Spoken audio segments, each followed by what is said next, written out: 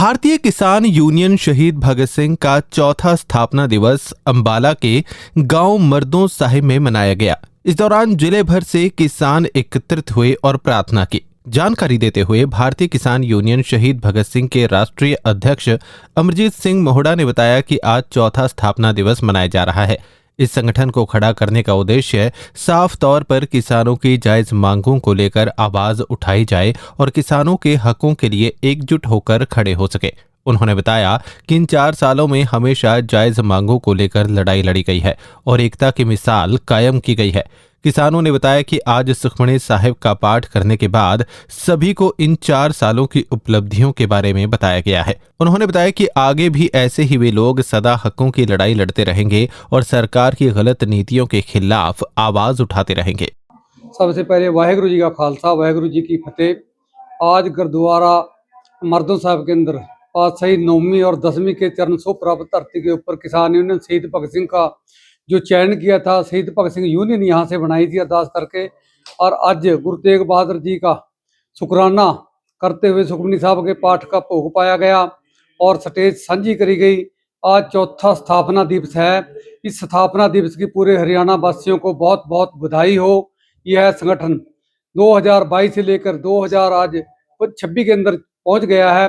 आज मंच के माध्यम से जो भी किसान यूनियन ने लड़ाइयाँ लड़ी हैं किसानों और मजदूरों के हकों के, उनके बारे में सभी को लाइव प्रसारण के माध्यम से संदेश दिया जाएगा और जथेबंदी शहीद भगत सिंह के साथ जुड़ने के लिए विनम्र निवेदन किया जाता है। वाहिगुरु जी का खालसा, वाहिगुरु जी। सर, किसानों के हकों की बात करें, चाहे आम जनता की जिसके ऊपर धक्का होता है, हमेशा आपकी यूनियन जो है किसान यूनियन संगठन के साथ वहाँ पूरे दमखम के साथ पहुँचती है और कई बार सरकार को जो है झुकाने का भी काम किया है। क्या ये आगे भी जारी रहे? देखिए, सदा ही सच की लड़ाई लड़नी है, चाहे वो गरीब के साथ तक का हो, मजदूर के साथ हो, चाहे व्यापारी के साथ भी तक का हो। किसान यूनियन शहीद भगत सिंह तैयार पर तैयार खड़ी है और आने वाले समय में भी जो चाहे सोशल मीडिया वाले, चाहे हमारे पत्रकारों पर दमनकारी नीतियां सरकार द्वारा अपनाई गई थी। 2023 का जो शंभू बॉर्डर पर चला था, वहां भी हमने पुरजोर लड़ाई लड़ी है और आगे भी किसी के साथ धक्का होता है तो किसान यूनियन शहीद भगत सिंह के हमारे कॉन्टैक्ट नंबरों पर संपर्क करके हमारे से मदद ले सकते हैं। हमारी जो यूनियन शहीद भगत सिंह है, ये गैर राजनीतिक है।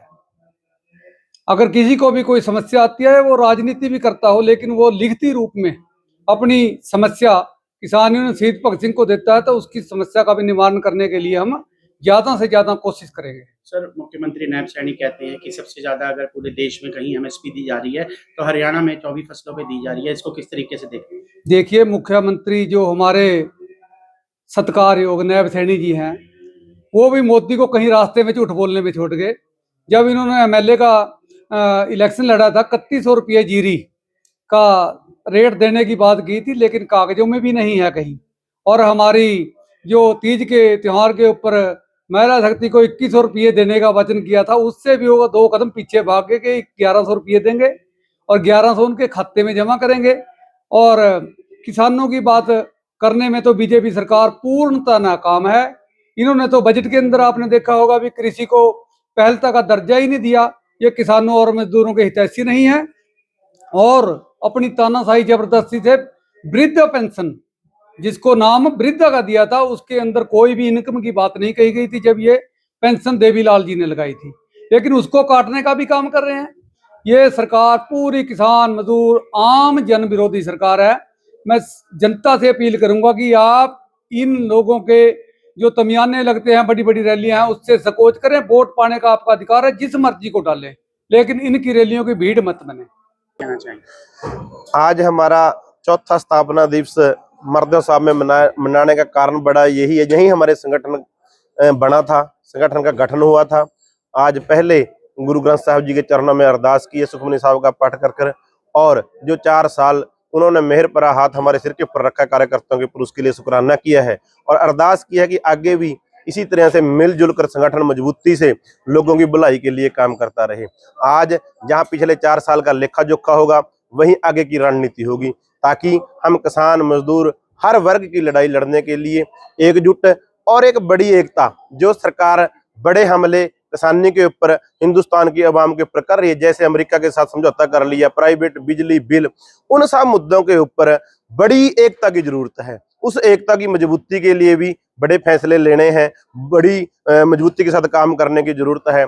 आज हम कोशिश करेंगे ताकि एक बड़ी एकता हो और हिंदुस्तान के अंदर सरकार जो लोगों के लिए नई नई मुसीबतें लेकर आ रही है और अमेरिका जैसे देशों को फायदा पहुंचा रही है और वहां पर कमजोर प्रदर्शन कर रही है, उन सब चीजों के ऊपर गहन चर्चा भी होगी और आगे की लड़ाई के लिए भी प्रोग्राम दिए जाएंगे। भारतीय किसान यूनियन शहीद भगत सिंह हमेशा किसानी मुद्दे के लिए तो सरकार को आड़े हाथों लेती नजर आती है, लेकिन अगर किसी के ऊपर कोई धक्का होता है तो वहां भी संगठन खड़ा पाता है, क्या कहना चाहिए? देखिए, ये जो हमारा संगठन है, हम किसी भी राजनीतिक पार्टी के संबंध से नहीं है, किसी के साथ संबंध नहीं, ना ही हमारा किसी के साथ विरोध है।